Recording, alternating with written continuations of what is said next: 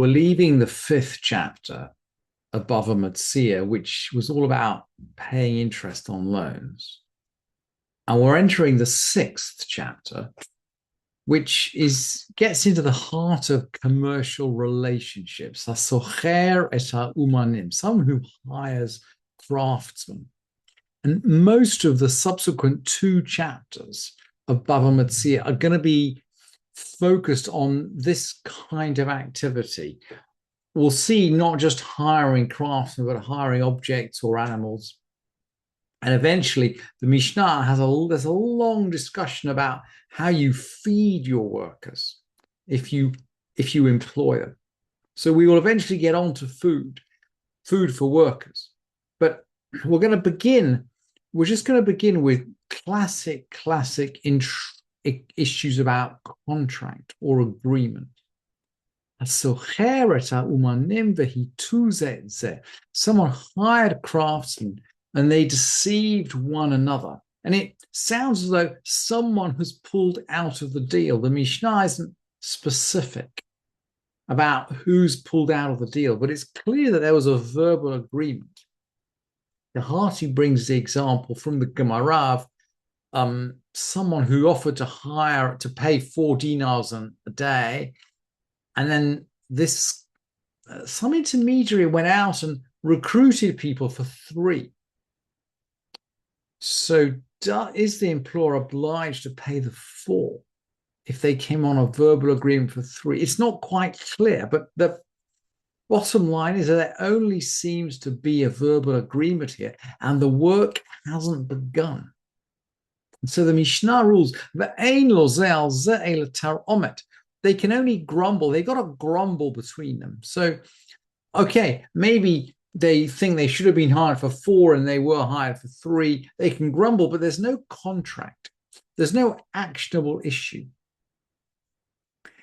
And I suppose if they don't want to participate, they can go away and the householder can hire other workers because there's no urgency about the task. Now, if there is urgency, if the task is time critical, that is something different. So the Mishnah continues, someone hired a donkey driver or the kadar. Now, a kadar is a potter. And we're going to see in a minute that transport is really time critical. We don't really understand why a potter should be time critical. Maybe he's working on wet clay. I'm not sure. And it's interesting that all the commentators, including Jastrow, by the way, the dictionary writer, all the commentators want to change the word kadar with a dalet to karar with 2 rashis, karar. And by the way, the word is clearly kadar in the manuscript, but all the commentators want to change it to karar, a wagon driver. So we've got a chamar, sacharit, a chamar of it, a karar, someone hired a donkey driver or a wagon driver. Breeze, parim, chalilim, la kala, or la mate, to bring litter bearers or pipers for a bride or for the dead. So we can see this is clearly time critical. Or maybe poalim lahalot pishtanom in hamishra. Maybe he wanted to hire workers to take his flax out from steeping. And again, if the flax is left in too long, it's going to deteriorate. And here's the general rule: v'chol davar shehu aved. Anything that will be lost, i.e. lost if delayed, v'chazru v'hem, and they retract it. So they agree to do this time-critical task. And then they change their minds, they retract it. Makom she'ein adam socher, makom she'ein adam. If there were no others, if he couldn't go out and replace these workers, makom she'ein adam. So very interesting final ruling from the Mishnah. Socher alehen or mat'an.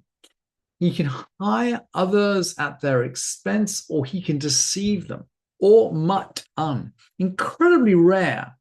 Probably a first for us that we're going to get a recommendation in the Mishnah that an employer should actually deceive his employers.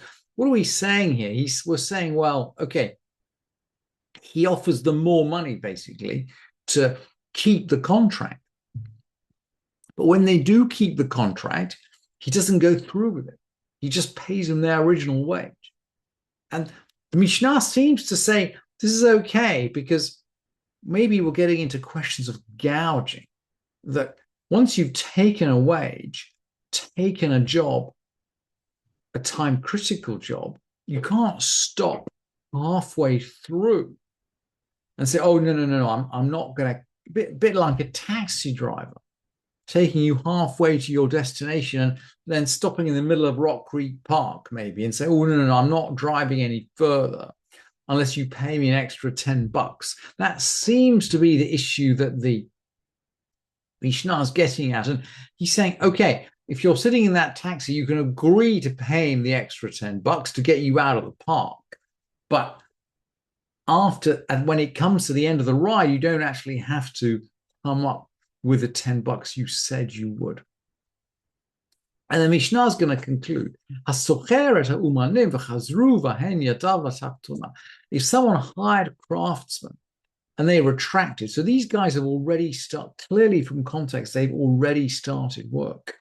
So he's hired them, they've started work, and they basically go back on their deal. Yadon la tachtona, they're in the worst negotiating position, i.e., he can demand either that they finish their work at the original price or that they compensate him for the additional cost of replacing them. But if the householder retracted, if he abrogated their contract halfway through, maybe he found a cheaper laborer, cheaper craftsman, he's at a disadvantage, i.e., they can demand from him the full wages for their work or the financial compensation. And the Mishnah concludes, anyone who changes the contract, is at a disadvantage, i.e., he can be claimed against for the cost of changing the contract. And anyone who retracts from a contract, so retracting from a contract is similar to changing it. Yado latachtona, he's at the financial disadvantage. He effectively has to compensate the other party for breaking the contract.